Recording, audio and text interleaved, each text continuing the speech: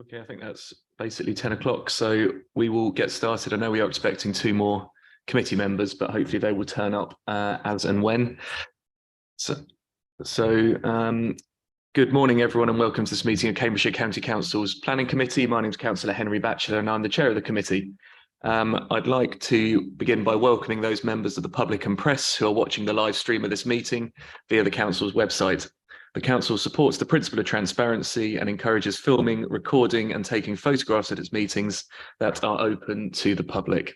Members are advised that this meeting may therefore be filmed, recorded or photographed. Please can I ask all members to turn their mobile phones to silent or vibrate whilst the meeting is taking place. And there is no fire alarm test scheduled for today, so if it does sound, then please leave by the nearest marked fire exit and assemble at the rear of the building at the far end of the car park. There are toilets available on the ground floor and refreshments are also available outside the venue and also on the ground floor. Okay, with that housekeeping out of the way, we'll move on to the agenda, starting with agenda item number 1, which is apologies for absence. And I'm going to ask our Democratic Services Officer to update us on them. Thank you, Chair. I've received apologies from Councillors Bradnam, Connor and Sanderson, with Councillors Dew, Gowing and Ferguson substituting respectively. Thank you very much. Agenda item number 2 is declarations of interest. So do any members have any interest, pecuniary or otherwise, to declare on any items on the agenda today? Nope. If any members do become aware of one, please do indicate to me as the meeting's moving forward. With that, we'll move on to agenda item 3, which are the minutes of the previous meeting, which was held on Wednesday, the 19th of April. Can I ask any members who were present if there are any issues with us approving these? Can't see any. So is everyone content that we accept those as a correct record? Can't see any dissent. So I think we'll accept those as a correct record and I will sign those at the end of the meeting. Thank you. With that, we'll move on to the substantive item we have on the agenda today, agenda item number 4, which is an application at the Pilgrim Pathway School in Fulbourn. The presenting officer we have is joining us in the room, Dallas Owen. So Dallas, I'll hand over to you for any updates there may be to the report and then to present to committee members. Over to you. Thank you, Chair. Good morning, members.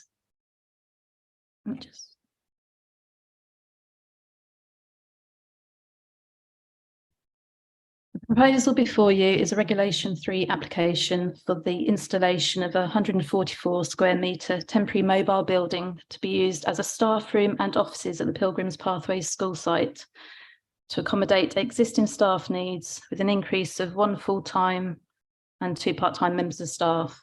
The comments of Fulbourn Parish Council are noted, however, Cambridge County Council Highways have not objected to the proposal.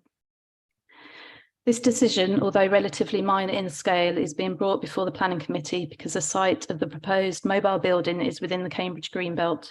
As such, is a departure from the development plan. There have been no statutory objections to the proposal.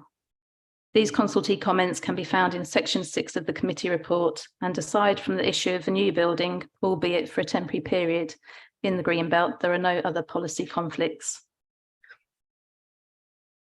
Paragraph 138 of the National Planning Policy Framework defines the purposes of Greenbelt as checking unrestricted sprawl, preventing neighbouring settlements from merging, safeguarding the countryside from encroachment, preserving the setting and character of historic settlements, and encouraging the recycling of derelict land.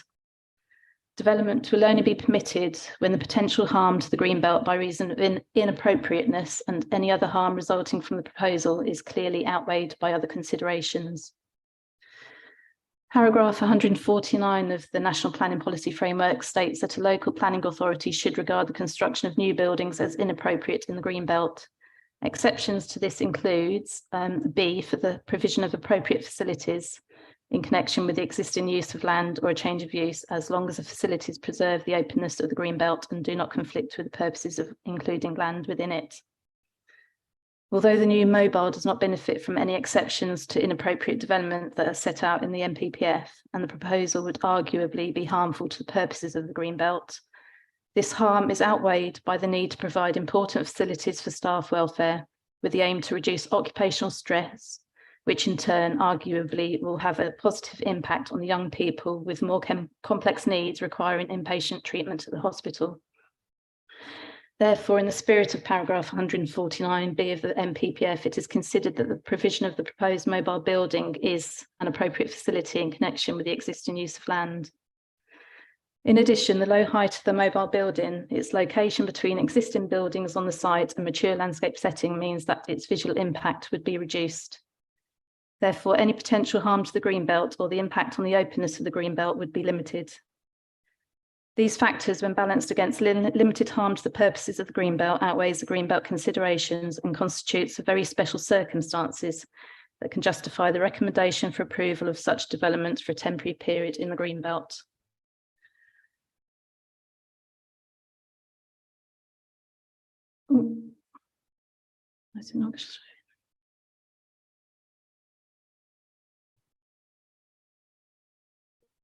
No, it's not moving.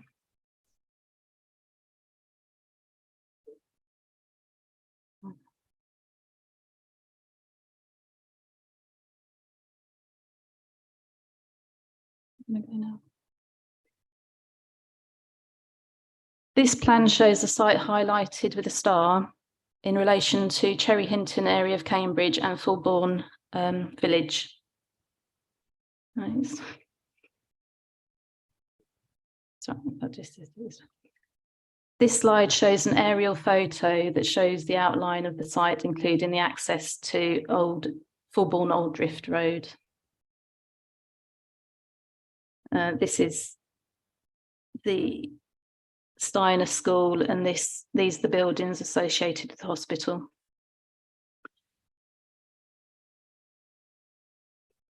This slide shows the existing buildings and the position of the proposed mobile building, including the ramps and steps. This shows a similar thing, but just slightly bigger scale. These are the elevations and proposed floor plan of the mobile building, which shows the area to be used as staff room and then the 4 offices. Please also note that the last sentence in paragraph 3.1 of the committee report, it should state the colour as moorland green and not mushroom.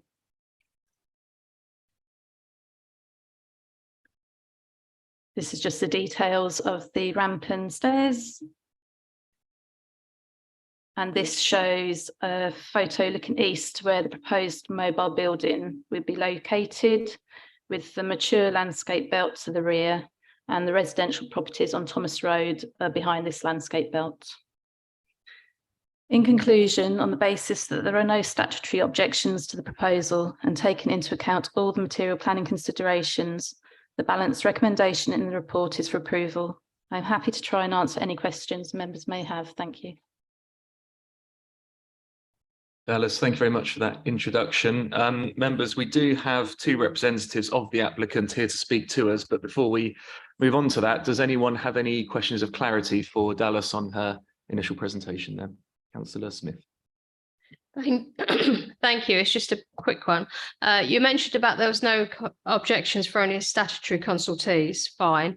The parish council for Fulbourn seemed to raise comments about possibility of extra traffic. But then the local member says it won't lead to extra traffic. Is this likely to lead to extra traffic? The County Council Highways didn't object to it. There's going to be a slight increase in staffing, but there's not proposed to be any additional pupils, so it's going to be negligible. Shouldn't lead into any. Okay. Thank you. Thank you very much. Councillor Ferguson. Thank you, Chair. Just wondering how temporary is defined. This is a temporary structure. I think it's defined by the proposed eventual redevelopment of the site, but there's no timescale specified. Is there anything else that we should be looking at? Okay, so the County Council have secured a lease to provide the education provision for another 5 years. The hospital site will be moving to Addenbrooke's eventually, and the condition one is for the proposed Mobile to be there for a temporary period of 3 years. Okay, thank you, Dallas. Councillor Gardner.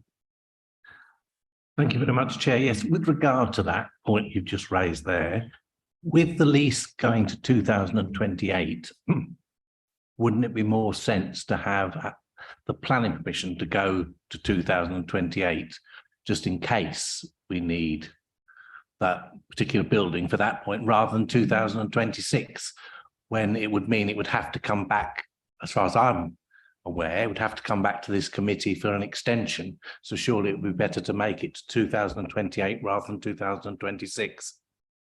We can ask the applicant if that's what they want to do, but that would be, a sensible option. We are about to hear from the applicant, so we might have the opportunity to ask them that question as well. Well, members, if there's no further questions for Dallas at this stage, I will invite the two representatives of the applicant to join us online. I believe we have Mr. Will Nichols and Joe German. Are you with us? Yes, Chair. Can you hear me? Okay. Yeah, we can hear and see you both fine. So just for clarity, you'll both have 5 minutes between the pair of you to address the committee, at the end of which there may be some questions for you. So if you could stay online at the end, that would be appreciated. So please. Thank you, Chairman, and the members of the Planning Committee and officers in attendance today. Firstly, I'd also like to introduce you to Joe German, the Educational Capital Projects Officer at Cambridgeshire County Council, who's with me today to help answer any specific questions members may have. In reference to the very sensible suggestion about extending it to 2028, I think we're very much amenable to that, subject to Joe's agreement as well, but it does make sense, I think, to do that. Joe's here particularly in relation to the Homes England proposals for the site and also the medium-term move of the school to the Cambridge Children's Hospital at the Cambridge Biomedical Campus, which will for the first time bring physical and mental health together. Some of this may be repetition, I forgive me for that, but the planning application seeks permission for the installation of a modular staff room and ancillary offices in association with the Pilgrim Pathways School for a temporary period. The new modular building would contain a staff room, 4 offices, toilet, access ramp and fire escape steps. As the case officer confirmed, typically these sort of size of application wouldn't normally be required to present to the planning committee, but because of the location within the Greenbelt and the scheme of delegation, it has to today. Pilgrim's Pathway School provides a vital role in Cambridgeshire's educational needs. It's a pupil referral unit, providing alternative education support for children and young people with complex mental health and medical needs. The school has a unique role offering teaching, learning and support to pupils, patients with more complex needs requiring inpatient treatment. And it covers Tier 4 services, which is the highest level, providing assessment and treatment for children and young people with emotional, behavioural or mental health difficulties. These are comprised in 3 secure units on the site, all in 3 separate buildings: the Darwin Adolescent Psychiatric Centre, the Phoenix Eating Disorders Unit, and the Croft Children and Family Unit. The school has recently undertaken a health and safety audit with staff.